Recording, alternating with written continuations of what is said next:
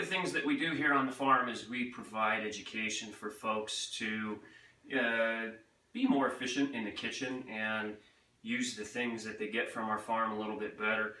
And people who buy chicken from us, people who get chicken from our farm, do it in a number of ways, but predominantly people are buying boneless, skinless chicken breasts, which is by far the most expensive part of it, because when we have to part it out and just pull the breasts aside, we have to sell those with the understanding, with the reality that the other parts of the chicken generally don't sell nearly as fast. So our industrialized food production system has really taken the usefulness of whole animals out of our streams of consciousness in the kitchen. So one of the things that I want to do is show how to maximize your value from this investment. And I specifically call it an investment because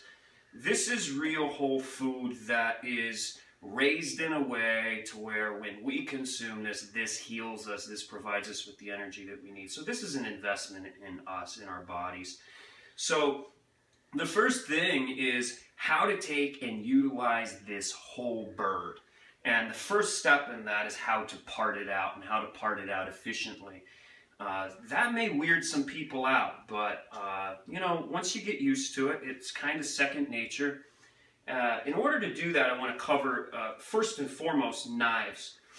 The knives that work well. First and foremost, the knife that works well is a sharp knife. If you have to hack and cut on stuff, that knife isn't sharp. So this is a santoku knife. It's a Japanese knife. It's nice for like rolling and chopping. This is it can work, you know, in this situation, but it's not real nimble. I can't really get into these areas, so I don't use that knife. This is a boning knife. I could use this, and it does work well, but it has a really kind of a short stroke on it. You know, I can't get nice long cuts, and you'll see once I start cutting into this how I make long cuts. This is really called for boning. So if I were to take the legs and thighs off of here and I want to do boneless, and I want to take those boneless legs, pull the bones off of the legs and thighs and chop that meat up for like a stir fry or something like that, well then I'll use this knife.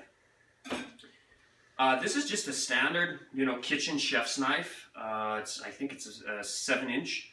And I like using this. I don't use this on the farm when I'm doing mass production, when I'm going through and doing, you know, 150 birds at a time in a day. When I do that, I do, because I'm cutting very fast at the farm, you know, when we're going through these and pulling these apart, I wear a cut glove. This is a Kevlar cut glove. That way, when I'm making fast movements, I don't inadvertently slice my finger off, because the knives that I use the knife that I use at the farm is different than this. But this is something that you're going to find most in your kitchen. So the first place we start is with the wings. We flip this over, and you're going to see there's valleys. As a general rule of thumb, you always start in the valleys of the birds, and you're going to see that there's a tendon right there, and you make a. See how that just pulls apart? I'm holding this up with the weight of the bird, and then that cuts right down into that joint. Now here's something that some folks are gonna have to get used to, is cracking and breaking. Now see, you have the breast right there, and I kind of got lazy. I got sloppy in that cut. I cut right into that breast. So I want to cut down this way, and then there that joint is open up. See, if I did that on a day at the farm, I would get myself in big trouble, because I just sliced into the most profitable part of this bird for us. So if you take a look, that opened up. You're going to see I'm not using a lot of like hacking and chopping and cutting. You're not going to see a lot of force. I just come straight through, boom, one wing. I come over to the other side, and again, I find that valley right there, make a cut down, and you can see I roll that around, that exposes those tendons right there. And I just come around and over, there it is. So I got my 2 wings. I flip this over. Now I go to the legs and the thighs, all right? I open her up, and you can see this is all skin in here. This is just all connective tissue. So what I'm going to do, and this is what comes in with a sharp knife. I'm just going to cut right down through there, all right? Just enough to open that up, right like that. I'm going to come around, and I'm going to break that joint. And you're going to see that's the hip joint right there, okay? Now, this cut is kind of a fancy cut. You can see this area right there. I'm going to come through with my knife, and I'm going to cut up around. That's called an oyster muscle, and that is super tender. Again, I'm doing this really slow so everybody can see the cuts that I'm making. You can see I'm not hacking through bone, I'm cutting through joints. So I'm going to come through there, and boom, that's your leg and thigh. Flip it over, pull the other leg and thigh. I'm going to hold it up by the leg and see how that's exposed there. This is where a sharp knife, I mean, if you have dull knives and you have to hack on this, a dull knife is far more dangerous than a sharp knife because you have to put pressure, and then when something gives, you go into your hand. That's no good. So again, I make that cut, and then I'm going to come through, and I'm going to break that. Oh, it's still a little cold. There, that exposes. So I'm rolling my finger in, and I'm grabbing that bone and I'm popping that up. There you can see that oyster muscle. I'm going to come down and around, and you can see the way I cut through there. There's another leg and thigh. Now you can see after I make that cut on the back, on the back, you can see how they meet up. That means I grabbed that oyster muscle really well. Now, in our house, we prefer the legs and thighs. That's our most, we like the dark meat, so that's our favorite part. So we'll get to the breasts. Now, I flip it over. I have the breast, the neck facing away, and then you'll see through those cuts, because I made those cuts in those strategic areas, I have this little string of skin right here. I'm going to slide my finger underneath there, and I'm just going to nick that, okay? Just going to nick that, and this is where we get into some, tearing and stuff. So I'm going to slide my hand down around, and I'm going to grab up underneath there, and I'm going to pull the skin. This takes a little bit of right off the breasts. There you go. So I'm going to start down on this side along the rib cage. You can see that line along the rib cage, and I'm just going to cut right down along that area. And my knife is kind of riding right along that rib cage. Now that's all I'm doing. I'm not going to cut this whole thing off. I'm going to tear the rest. I'm going to get my finger down inside of there, and I'm going to slide it down and expose it right like that. So what I've done, the reason why I'm not tearing that is because right there is the tender. That is the filet mignon of the chicken. That's the most tender, it is the most juicy, and I think it's just great. We generally don't eat them here at the farm because we sell them. So I'm going to start over again. So I made that cut along the rib cage right there. Notice I didn't get into the tender, and I peeled that down. Now what I have is right up there where the wing bone was, I just make a small cut, and see how I'm pulling this away with my hands, and I come around, and there's the wishbone. See that? That's the wishbone right there. And then I'm going to come up underneath through there. Boom. There's one whole breast. Okay? I'm going to flip it over. See, there's your wishbone. I'm going to flip it over, and I'm going to do the same thing on this side. I'm going to make a cut down along the rib cage. And then I'm going to get my thumb down in there. I'm going to run my thumb down along the top of that, tender, and I'm just going to peel it right off, right like that. and I'm going to come up. See how I screwed that breast up on that first cut? If I tried to sell that at the farm, well, I wouldn't sell it. That would become lost profit. I'm just going to come right up under and see how that just peels right off, right up along that wishbone. My knife is just riding right up along there, so I'm not... And then I come up right along the breastbone. Boom, there's my other breast. Now, this is a really tricky cut, and this is probably the most dangerous cut you're going to do when you're parting these out. This is one of the reasons why I wear a glove at the farm, because I do these really fast. I would have had 3 of these birds done by now.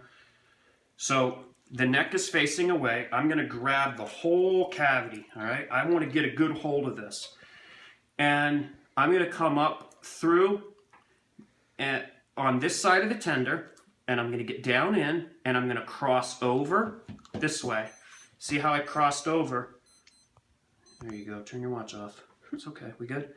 I'm going to cross over, and then I'm going to ride down that breastbone right like that. Now, do you see how dangerous this cut is? Boom. When I'm doing this fast, I can't afford to lose my thumb on these. So I make that cut this way. Remember, I'm crossing over that, and I'm breaking that. Now I'm going to come on this side, right down along that wishbone, and I'm crossing over, and I'm going to cut there. Now, I'm going to get down inside of there,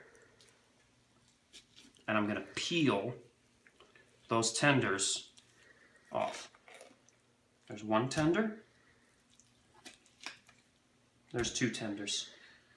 So, that is your parted out bird. You've got tenders, you've got breasts, you've got legs and thighs. How you want to use these, God bless you. We can do it in a number of different ways. Right here is soup for whatever. You can take this. Generally what we do is we'll put that into soup. Let's just say you want to break these. Who wants drumsticks, right? Again, cutting in the valleys. So I'm going to show you how to separate your thighs from your legs. I love to cook the legs and thighs together because it's just, that's how we prefer to do it. But let's just say you don't. I'm still using my chef's knife, or my utility knife. And see how that valley shows up right there? I'm just going to make 1 cut. I didn't hack through. I'm just breaking that open, and watch what happens. This is something some folks don't like to hear is, all right, that exposes that joint right there. And I'm going to cut through that tendon, right, like so. See? There's your drumstick. There's your thigh. Open that up, make a cut, break it, and then cut through.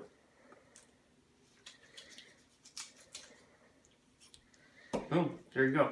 Wholly parted out bird, by far and away the most versatile way to utilize the whole bird.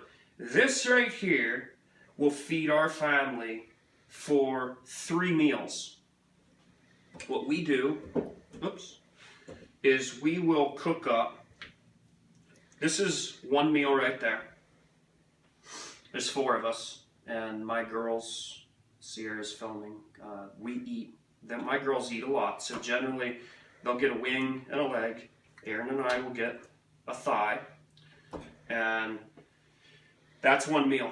The breasts, we eat the breasts on like a salad or something, so we'll barbecue these, and we'll do this all in the same night. All right, we'll cook it all in the same night, but then we'll slice these breasts and we'll have these on like a salad or for something else. And then at that same night, same with the tenders, you can do it different ways. So here's meal number 2 right there. Meal number 3, this goes in the pot and this simmers for 24 hours.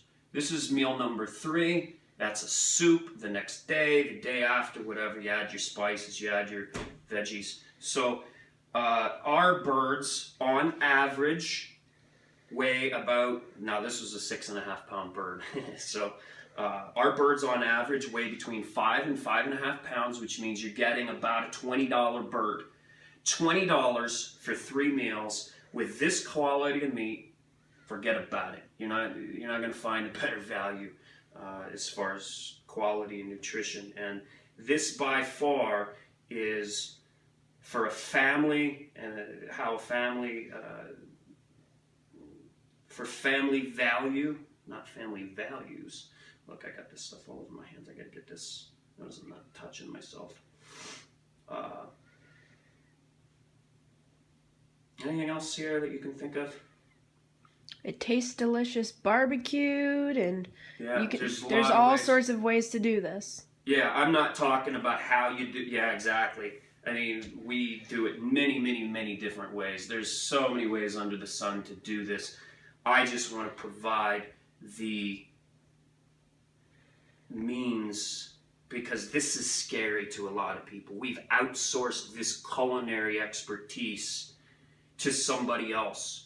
And, we are used to buying boneless, skinless chicken breasts. This is where we think chicken comes from. This is what we see in the meat case. This is how it works. And if we can get to this level in our own kitchens, A, you're going to have incredible meals. And B, you're not going to pay a lot of money for it. So, hope you enjoy. Hope this really helps you in your kitchen. And whether you get your birds from us or somebody else, I really don't care. Our main goal is to provide families with value, so you can bring culinary arts. This is part of the culinary arts. This is bring culinary arts back into the kitchen. Stop outsourcing our food. Stop outsourcing our meals to other people. And that's it.